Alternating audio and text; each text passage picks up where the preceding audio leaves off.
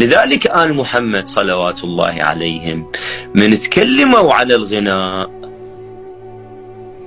لهم بعد نظر. مثلا الإمام يقول الغناء باب من أبواب الزنا. واحد يسأل يعني شلون الغناء؟ أي أغنية وسمعتها؟ لا حبيبي، الإمام ما يتكلم بالسطحية اللي أنت تفكر بيها. الغناء باب من أبواب الزنا لأن بعض الأغاني أو الأعم الأغلب يسبب تخيل عندك.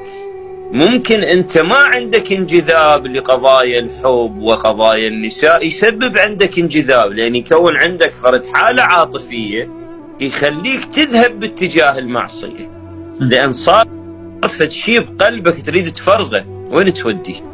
فراح تضطر تبحث عن ما يملأ الفراغ أو يملأ الحالة اللي تكونت بقلبك. هذا